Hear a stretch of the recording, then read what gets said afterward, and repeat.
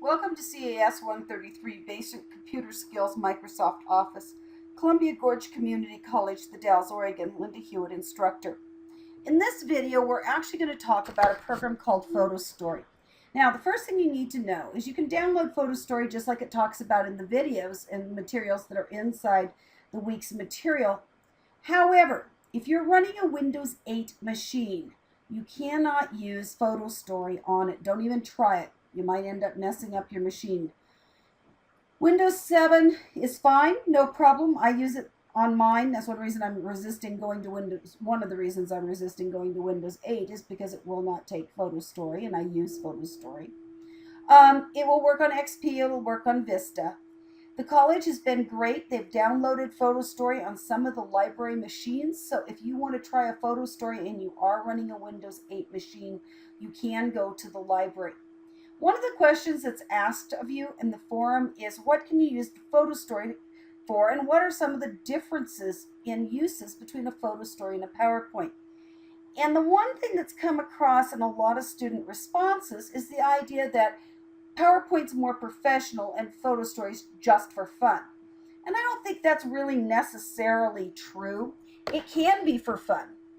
But we're going to take a couple of other things and talk about what you might do with it. This was an instructional one. You're only going to get the first few seconds of some of these. This was a spring program that was done at Chenoweth. And if you are a musician, you may find this really interesting. This was recorded by the music teacher, and we simply used a $36 microphone and a quiet room.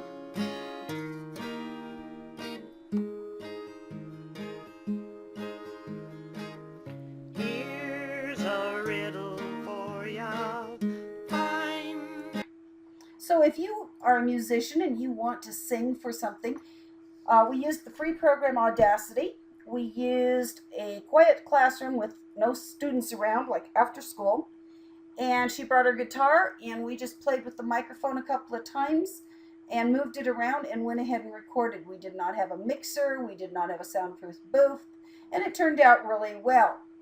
You can also insert music in the background. You need to think about copyright, because that becomes an issue.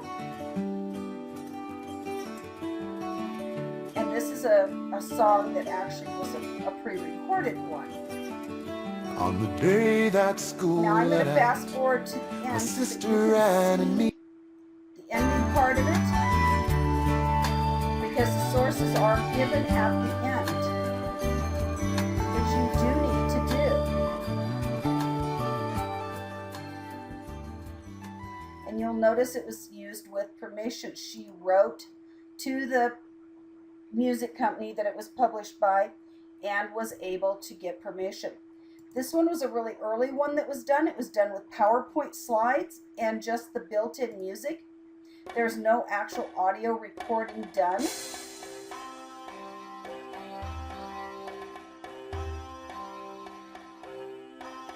are pictures from the internet. And because of the fact with Photo Story, it's really difficult to put on the credits. They are at the end, and I will accept that from you if you're doing it there. And you'll notice that they have, the words are done on PowerPoint slides, and then the sources are at the end. Oops, I went a little too far at the end.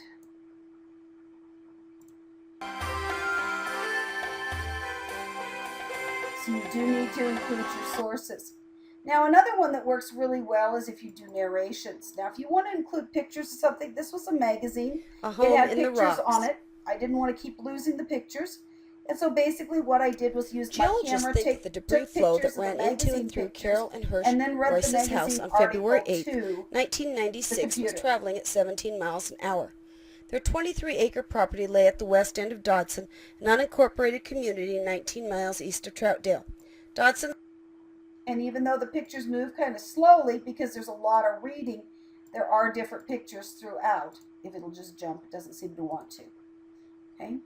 You can do historical types of things with it. This was a historical recreation for a class. Jefferson.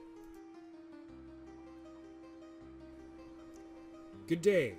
My name is Thomas Jefferson. Unfortunately, that one was pretty quiet. We didn't have time to redo it. There are just lots of different things you can do with them. You can tell stories. You can put together presentations. Westward expansion, the Oregon Trail from 1840 through 1860. Your business wants to tell about it. One day, a number of weeks ago, my husband saw this notice. Now he wants the family to go on the Oregon Trail and claim some of this cheap land. Think about your business. Think about your business wanting to have a promotion. Maybe you want to do something at a county fair or some other type of a kiosk booth. You can turn these on and have them loop. When you do something like this, when you turn them on into, like this is in Windows Movie, right there it loops. Turn that on and that thing will just keep going in circles and circles and circles. And so it's a great way to get your message out. It can be very professional. But it can also be done as a personal type of thing, as many students have noted, and that is perfectly fine. That is a great use of it. You can use it for family events, weddings, funerals. They charge quite substantially for funerals, sadly, to create those shows for the family at the funeral. And this is something you could contribute if you ever wanted to by making a photo story. So there are just lots of different uses that are personal, but there are also a lot of professional uses. So when you're asked that question, I want you to really dig back in and think about it rather than just going, oh, it's just for personal use. I'd also like to really encourage you to give it a try. You've done 2 PowerPoints already with the textbook. You're going to need to do a final. I encourage you to give a photo story a shot. Not that you'll get a better grade, but I do definitely take into consideration you were brave enough to give it a try on something new. And really, I've had no students with real disasters. It all turned out very nice. Any questions, let me know, and we'll go forward.